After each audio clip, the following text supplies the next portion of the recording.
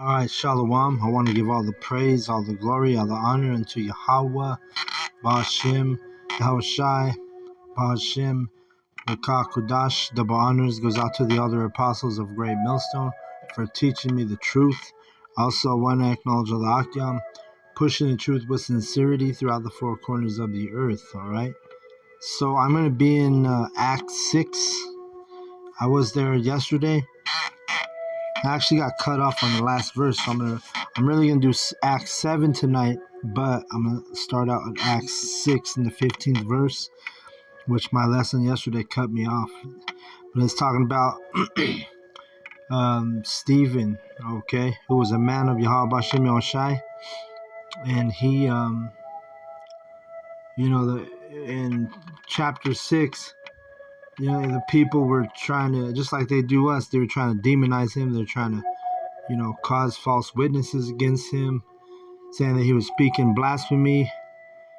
And so what does it say in verse 15? It says, and all that sat in the council, looking steadfastly on him, saw his face as it had been the face of an angel. All right, so his face was looking like an angel to the people, even though they were accusing him of things. All right, so here's verse 7. Then said the high priest, are these things so? And he said, men, brethren, and fathers, hearken. The Most High of glory appeared unto our father Abraham when he was in Mesopotamia, before he dwelt in Charan. And he said unto him, get thee out of the country and far and from thy kindred, and come into the land which I shall show thee. So this is where Stephen, he starts going into the history, right? All right, and just like when we out there prophesying and teaching, we go into history, all right? We go into history because you, like our elders always say, you got to know the history to know the mystery. All right, verse 3. And said unto him, get thee out of thy country and far from thy kindred, and come into the land which I shall show thee. Then came he out of the land of the Chaldeans, and dwelt in Charan. And from thence, when his father was dead, he removed him into his land wherein ye now dwell.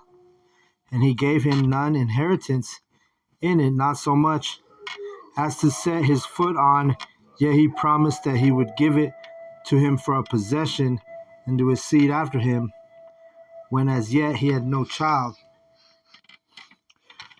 Right, so he's going in on Abraham's faith, right? Because Abraham didn't have no child at the time when Yahweh told him that he was going to give him the land. All right, it is for his seed after him, and he didn't even have children at that time. Verse 6. And the Most High spake on the wise, that his seed should sojourn in a strange land, and they should bring them into bondage, and entrust them evil 400 years.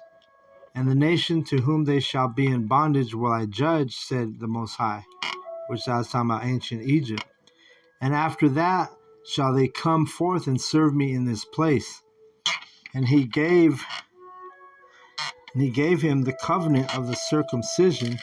And so Abraham begat Isaac, and circumcised him the 8th day, and Isaac begat Jacob, and Jacob begat the 12 patriarchs, right? The 12 tribes, fathers. The patriarchs are the fathers of the 12 tribes, all right? And the patriarchs, moved with envy, sold Joseph into Egypt, but the Most High was with him. You see, so Stephen is going into the history, all right? And it's just like us, when we're out there teaching and prophesying, we go into the history, right? When we go out there, we don't just speak words just, out of our mouth that don't line up with secular history. Sometimes you got to bring up the history, and that's what makes these heathen guilty